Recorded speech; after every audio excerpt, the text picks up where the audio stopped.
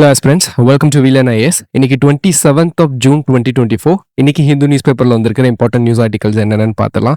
So இந்த வீடியோட PDF note உங்களுக்கு வேணும் அப்படின்னா அது நம்மளோட டெலிகிராம் சேனலில் கொடுத்துருக்கேன். அதுக்கான லிங்க் வந்து டிஸ்கிரிப்ஷனில் இருக்குது, நீங்கள் போய் டவுன்லோட் பண்ணிக்கலாம். அண்ட் இன்னைக்கு வீடியோட ஃபர்ஸ்ட் ஆர்டிகல் இது. ஸோ இதில் என்ன சொல்லியிருக்காங்கன்னா, லெப்பர்ட் சஃபாரி ஓப்பன் செட் பேனர் கெட்டான்னு சொல்லியிருக்காங்க. ஸோ இந்த பேனர் கெட்டான்றது வந்து பார்த்தீங்கன்னா ஒரு நேஷனல் பார்க். ஸோ இந்த நேஷனல் பார்க் எங்கே இருக்குன்னா கர்நாடகாவில் இருக்குது.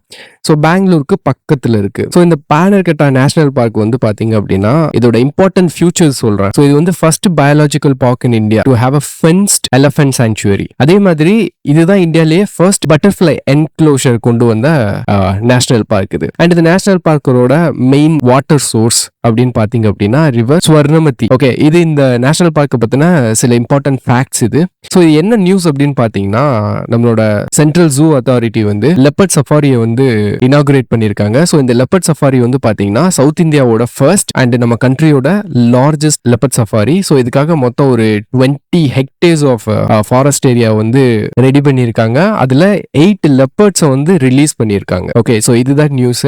நமக்கு வந்து இந்த நேஷனல் பார்க் முக்கியம். Okay, that's all about this article. And next article பார்க்கலாம். So next article வந்து பாத்தீங்கன்னா editorial article. So இந்த ஆர்டிகல் என்ன சொல்லியிருக்காங்கன்னா, opposition's larger demography, leader of opposition's big responsibility அப்படின்னு சொல்லியிருக்காங்க. So இந்த ஆர்டிகல் எதை பத்தினது அப்படின்னா, இப்போ ரீசெண்டா நடந்து முடிஞ்ச ஜெனரல் எலெக்ஷன்ல வந்து பாத்தீங்கன்னா லார்ஜஸ்ட் ஆப்போசிஷன் வந்து இந்தியாவோட பார்லிமெண்டரி ஹிஸ்டரியிலேயே ஃபார்ம் ஆயிருக்கு. ஸோ 234 வந்து பாத்தீங்கன்னா ஆப்போசிஷனா இருக்காங்க. ஸோ ஆல்மோஸ்ட் ரூலிங் பார்ட்டிக்கும் ஆப்போசிஷனுக்கும் வந்து பாத்தீங்கன்னா பாதியில வந்து நிக்கிற மாதிரி இருக்கு. ஸோ இது வந்து ஃபர்ஸ்ட் டைம் வந்திருக்கு. ஏன்னா இதுக்கு முன்னாடிலாம் ஹிஸ்டரியில பாத்தீங்க அப்படின்னா எதர் காங்கிரஸ் வந்தாலும் சரி, பிஜேபி வந்தாலும் சரி, ஒன்னு காங்கிரஸ் அவங்களோட அலையன்ஸ் வந்து மெஜாரிட்டியில ஜெயிப்பாங்க, இல்லைன்னா பிஜேபி வந்து சிங்கிள் லார்ஜஸ்ட் பார்ட்டியா வந்து மெஜாரிட்டியில ஜெயிச்சாங்க. ஸோ இது வந்து பாத்தீங்க அப்படின்னா ஒரு 50-50 சிச்சுவேஷன் மாதிரி இருக்காது. ஒரு ஹெல்த்தி டெமோக்ரஸிக்கு வந்து பாத்தீங்க அப்படின்னா இந்த மாதிரி 50-50 சிச்சுவேஷன் வந்துச்சு அப்படின்னா அது வந்து நல்லது. ஸோ அந்த மாதிரி ஒரு சிச்சுவேஷன் இப்பதான் இந்தியாவில வந்திருக்கு. இப்போ இந்த சிச்சுவேஷன்ல தான் லீடர் ஆஃப் ஆப்போசிஷனோட ரோலை பத்தி இந்த ஆர்டிகல்ல வந்து டிஸ்கஸ் பண்ணியிருக்காங்க. ஸோ சேலஞ்சஸ் என்ன, இந்த ரோலோட சிக்னிஃபிகன்ஸ் என்ன அப்படின்னு இந்த கண்டெக்ஸ்ட்ல சொல்லியிருக்காங்க. ஸோ இதுல வந்து ஃபர்ஸ்ட் இந்த லீடர் ஆஃப் ஆப்போசிஷன் அப்படின்னா என்ன, லீடர் ஆஃப் ஆப்போசிஷன் ஆகிறதுக்கு கிரைட்டீரியா என்ன அப்படின்னு இந்த ஆர்டிகல்ல பேசியிருக்காங்க.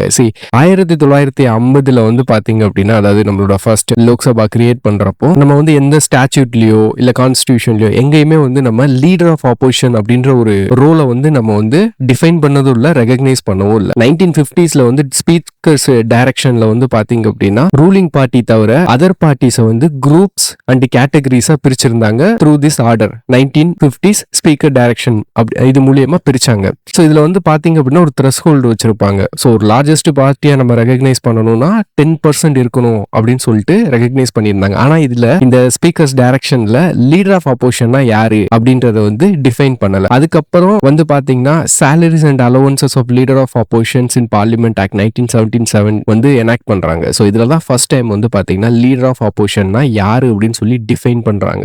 ஸோ இந்த டெஃபினிஷன் படி நமக்கு 2 விஷயம் தெரியணும். ஒன்னு வந்து பாத்தீங்கன்னா லீடர் ஆஃப் ஆப்போசிஷன்னா லார்ஜஸ்ட் பார்ட்டியோட லீடரா இருக்கணும். இன்னொன்னு வந்து சேர்மன் ஆஃப் ஸ்பீக்கர் வந்து என்ன பண்ணணும், அவங்கள செலக்ட் பண்ணணும். ஸோ இதுதான் வந்து பாத்தீங்கன்னா 2 கிரைட்டீரியா. ஸோ இப்போ லீடர் ஆஃப் ஆப்போசிஷன் அப்படின்றது வந்து பாத்தீங்கன்னா ஒரு ஸ்டாச்சுட்டரி பொசிஷனா மாறி இருக்கும் இதுக்கப்புறம். ஆனா இப்போ லாஸ்டா 16th and 17th லோக்சபால வந்து பாத்தீங்கன்னா லீடர் ஆஃப் ஆப்போசிஷனே இல்ல. என்ன காரணம் அப்படின்னா காங்கிரஸ் பார்ட்டி வந்து பாத்தீங்கன்னா இந்த 10% த்ரெஷ்ஹோல்ட வந்து மீட் பண்ணவே இல்லை. ஸோ அதனால லீடர் ஆஃப் ஆப்போசிஷன் இல்ல. ஸோ ஸ்பீக்கரால செலக்ட் பண்ண முடியல. ஆனா என்ன அப்படின்னா 10th ஷெட்யூல் எனாக்ட் பண்ணாங்க அதுக்கு அடுத்து லேட்டரா. ஸோ இந்த 10th ஷெட்யூல் படி பாத்தீங்க அப்படின்னா இது வந்து பார்லிமெண்ட்ல இருக்கிற பார்ட்டிஸை வந்து கேட்டகரைசேஷனோ குரூப்பாவோ பிரிக்கல. பார்லிமெண்ட்ல சீட் செக்யூர் பண்ணியிருந்தாலே that recognised as a party அப்படின்னு சொல்லி மாத்திட்டாங்க.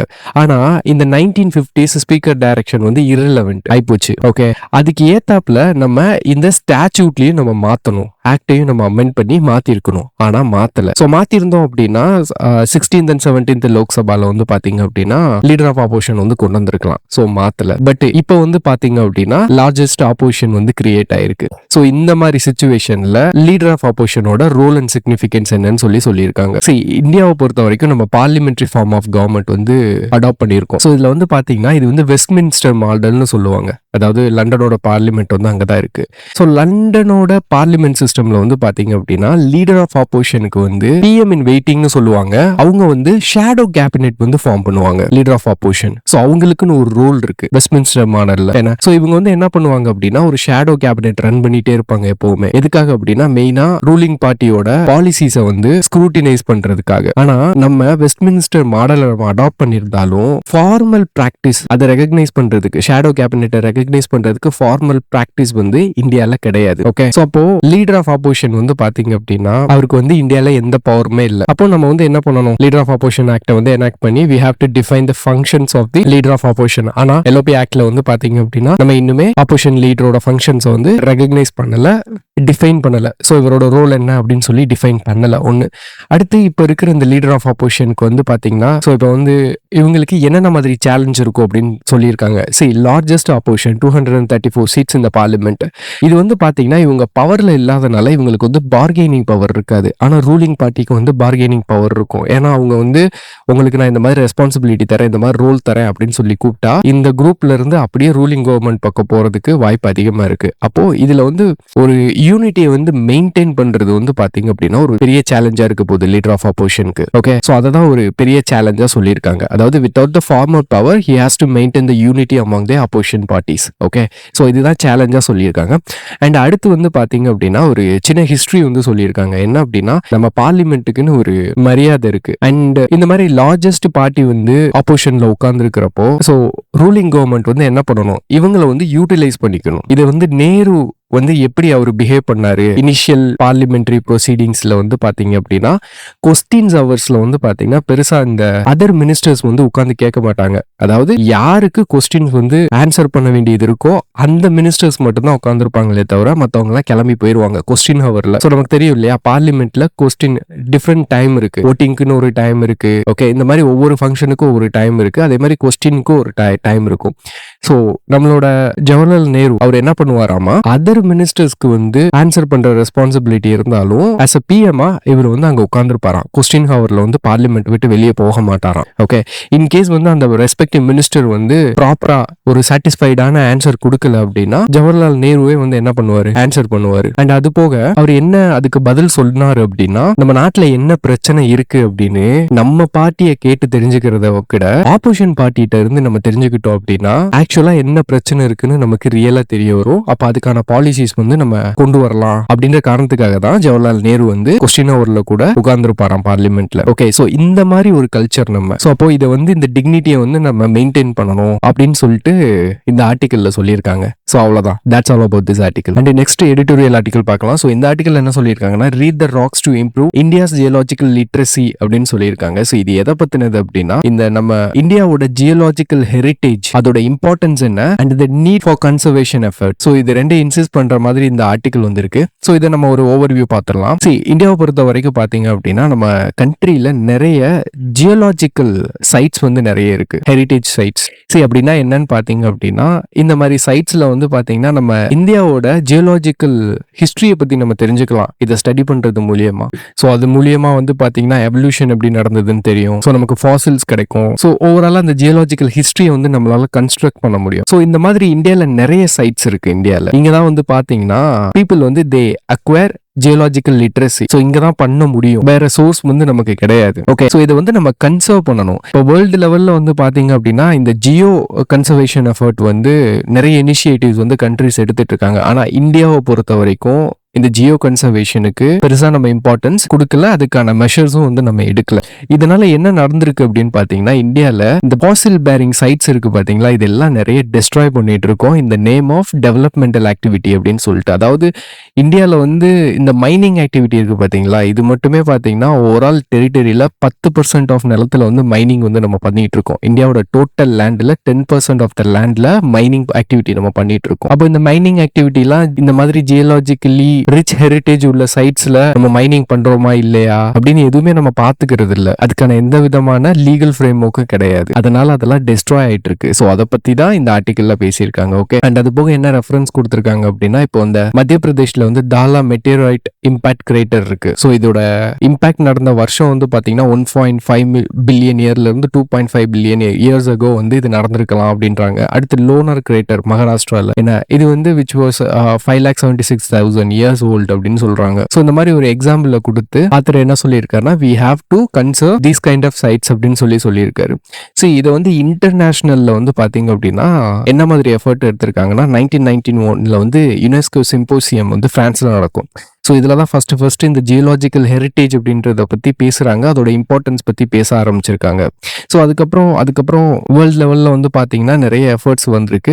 இப்போ இந்த கனடா, சைனா, ஸ்பெயின், யூகே இங்கெல்லாம் வந்து பார்த்தீங்கன்னா ஜியோ பார்க்ஸ் வந்து டெவலப் பண்ணியிருக்காங்க அண்ட் ரெஸ்பெக்டிவ் லெஜிஸ்லேஷன்ஸ் கூட எனாக்ட் பண்ணியிருக்காங்க. ஈவன் சைனாலலாம் இருக்கு. ஓகே, அப்போ நம்ம இந்தியாவில் வந்து பார்த்தீங்க அப்படின்னா ஒரு பெரிய பாலிசி கேப் இருக்கு, லெஜிஸ்லேட்டிவ் கேப் இருக்கு. ஸோ இந்த ரெஸ்பெக்ட்ல கவர்மெண்ட் இஸ் ஆக்சுவலி ஃபெயில்டுனா எந்த மாதிரி அப்படின்னா 2022 கூட ஒரு பில் வந்து கொண்டு வந்து அதை பாஸ் பண்ண முடியல. அண்ட் அது போக வந்து பாத்தீங்கன்னா நம்மகிட்ட இருக்கிற இந்த பயாலஜிக்கல் கன்சர்வேஷன் ஆக்டா இருக்கட்டும், ஜியோலாஜிக்கல் சர்வே ஆஃப் இந்தியா இருக்கட்டும், ஸோ இதோட எஃபர்ட் எல்லாம் வந்து பாத்தீங்கன்னா அடிக்குவேட்டா இல்ல. ஓகே, அப்ப இந்த ஆத்தர் வந்து என்ன சொல்லியிருக்காருன்னா இதுக்கு என்ன சொல்யூஷன் அப்படின்னா ஃபர்ஸ்ட் நம்ம வந்து இன்வென்ட்ரி கிரியேட் பண்ணணும், ஜியோலாஜிக்கல் இன்வென்ட்ரி. ஸோ இந்த இன்வென்ட்ரியில வந்து ஆல்ரெடி வந்து ஜியோலாஜிக்கல் சர்வே ஆஃப் இந்தியா வந்து ஒரு 30+ சைட்ஸ் வந்து ரெகக்னைஸ் பண்ணி வச்சிருக்காங்க. அது போக இன்னும் ரெகக்னைஸ் பண்ணப்படாத ஜியோலாஜிக்கல் சைட்ஸ் எல்லாத்தையுமே நம்ம இந்த இன்வென்ட்ரியில ரெகக்னைஸ் பண்ணி ஸ்டோர் பண்ணணும் அப்படின்றாங்க. அடுத்து வந்து ப்ராப்பரா இதுக்குன்னு ஒரு ஆக்ட் கொண்டு வந்து ஜியோ கன்சர்வேஷன் எஃபர்ட்ஸ் வந்து நம்ம இம்ப்ரூவ் பண்ணணும். அண்ட் அது போக வந்து பாத்தீங்கன்னா ஒரு நேஷனல் ஜியோ கன்சர்வேஷன் அத்தாரிட்டி வந்து டெவலப் பண்ணணும். ஸோ இவங்க வந்து இந்த டெவலப்மெண்டல் ஆக்டிவிட்டியில இங்க வந்து டிஸ்ட்ரக்ட் பண்ணுதா இல்ல அது போக இங்க இந்த ஜியோலாஜிக்கல் சைட்ஸ்ல எல்லாம் ரிசர்ச் வந்து எப்படி கண்டக்ட் பண்ணணும். ஸோ இது எல்லாத்துக்குமே ஒரு கைடிங் ஃபோர்ஸ் மாதிரி இந்த நேஷனல் ஜியோ கன்சர்வேஷன் அத்தாரிட்டி இருக்கும். ஸோ இந்த மாதிரி எஸ்டாப்ளிஷ் பண்ணணும்னு சொல்லியிருக்காங்க. ஸோ இதுதான் ஆத்தர் கொடுத்திருக்கிற சொல்யூஷன் இந்த ஆர்டிக்கலை பொறுத்த வரைக்கும். ஸோ நம்ம எக்ஸாமை பொறுத்த வரைக்கும் பாத்தீங்க அப்படின்னா இது வந்து ஒரு சிக்னிஃபிகண்டான ஆர்டிக்கல் தான். ஜியோலாஜிக்கல் ஹெரிட்டேஜ் பத்தி பேசியிருக்காங்க, நம்ம சிலபஸ்ல நம்மளால லிங்க் பண்ண முடியும். ஓகே, ஸோ அதனால இதுல ஒரு நல்ல அண்டர்ஸ்டாண்டிங் இருக்கிறது நமக்கு ரொம்ப முக்கியம். ஓகே, ஸோ அவ்வளவுதான் இந்த ஆர்டிக்கல். நெக்ஸ்ட் ஆர்டிக்கல் பார்க்கலாம். இந்த ஆர்டிக்கல்ல என்ன சொல்லியிருக்காங்கன்னா prolonged exposure to coal mining causes respiratory skin diseases in workers அப்படின்னு சொல்லியிருக்காங்க. ஸோ இதோட ஓவரால் தீம் என்ன அப்படின்னா impact of coal mining on health and economy of India. அதுதான் இந்த ஆர்டிக்கல்ல வந்து நமக்கு சொல்லியிருக்காங்க. அதாவது ரீசெண்டா நேஷனல் ஃபவுண்டேஷன் ஃபார் இந்தியா வந்து ஒரு சர்வே கண்டக்ட் பண்ணியிருக்காங்க. கோல் மைனை டிபெண்ட் பண்ணியிருக்கிற ஹவுஸ் ஹோல்ட் அண்ட் கோல் மைனுக்கு பக்கத்திலேயே இருப்பாங்க அவங்க. ஸோ அவங்களுக்கு என்ன ஹெல்த் இம்பாக்ட் அப்படின்னு சொல்லி அசஸ் பண்ணியிருக்காங்க இந்த சர்வே மூலியமா. அதுல 65% ஆஃப் தி பார்ட்டிசிபென்ட்ஸ்க்கு வந்து ரெஸ்பிரேட்டரி அண்ட் ஸ்கின் டிசீஸ் இருக்கிறதா கண்டுபிடிச்சிருக்காங்க. அண்ட் இதனாலேயே அவங்களுக்கு வந்து பாத்தீங்கன்னா ஹையஸ்ட் அனுவல் ஹாஸ்பிட்டலைசேஷன் எக்ஸ்பென்ஸ் வந்து அவங்க பேர் பண்ண வேண்டியதா இருக்கு அந்த ஹவுஸ் ஹோல்ட்ஸ்லாம். ஓகே, ஸோ அப்போ எதனால இவங்க வந்து இப்படி சஃபர் ஆறாங்க அப்படின்னா ப்ராக்சிமிட்டி தான், கோல் மைனுக்கு பக்கத்திலேயே இருக்காங்க. அண்ட் இவங்க வந்து அந்த கோல் மைனை தான் டிபெண்ட் பண்ணியிருக்காங்க. அதனாலேயே அவங்களுக்கு வந்து லோ இன்கம் இருக்கு. ஸோ அதர் ரீஜன்ஸ்ல வந்து இந்த இண்டஸ்ட்ரீஸ் டைவர்ஸா இருக்கிற அதர் ரீஜன்ஸ்ல வந்து பாத்தீங்க அப்படின்னா இந்த பிரச்சனை இல்லை. ஆனா இவங்களுக்கு அது இருக்கு. ஹையஸ்ட் அனுவல் ஹாஸ்பிட்டலைசேஷன் எக்ஸ்பென்ஸ் நடக்குது அண்ட் வந்து ரெஸ்பிரேட்டரி அண்ட் ஸ்கின் டிசீஸும் அதிகமாக கண்ட்ராக்ட் பண்றாங்க. ஸோ ஆத்தர் என்ன சொல்லியிருக்காருன்னா we have to transition, we need a just to transition. இப்போ இவங்களுக்கு வந்து திடீர்னு வேற வேலைக்கு போகணும்னு சொன்னா அவங்களால என்ன பண்ண முடியாது, வேற வேலையை தேடியும் போக முடியாது. ஓகே, ஸோ ஜஸ்ட் டிரான்சிஷன் வந்து வேணும். அப்போ இவங்களுக்கு ஆல்டர்னேட்டிவ் லைவ்லிஹுட் வந்து நம்ம ரெடி பண்ணி கொடுக்கணும். அது வந்து கவர்மெண்டோட பொறுப்பு. அதே மாதிரி இந்த கோல் டிபெண்டன்ஸை வந்து குறைக்கணும். ஸோ இந்தியாவில் வந்து பார்த்தீங்கன்னா நம்ம எனர்ஜி ஜென்ரேஷனுக்காக தான் அதிகமாக என்ன பண்ணுறோம், கோலை வந்து நம்ம யூட்டிலைஸ் பண்ணிட்டு இருக்கோம். சரி, நம்ம வந்து ரினியூவபிள் சோர்சஸ்க்கு நம்ம மாறுறதுக்கு கவர்மெண்ட் எஃபர்ட் எடுத்தாலுமே கோலை தான் டிபெண்ட் பண்ணியிருக்கோம் எனர்ஜி ஜென்ரேஷனுக்காக. ஸோ இதை நம்ம வந்து கொஞ்சம் கொஞ்சமாக குறைக்கணும். ஸோ அதை தான் இந்த ஆர்டிக்கல்ல சொல்லியிருக்காங்க. Okay, so that's all about this article. So இன்னைக்கு வந்து பார்த்தீங்க அப்படின்னா நம்ம வீடியோவை இதோட முடிச்சுக்கலாம். ஸோ இதோட PDF வந்து டெலிகிராம் சேனல்ல இருக்கு, அதில் போய் டவுன்லோட் பண்ணிக்கோங்க. தேங்க்ஸ் ஃபார் வாட்சிங் திஸ் வீடியோ கைஸ்.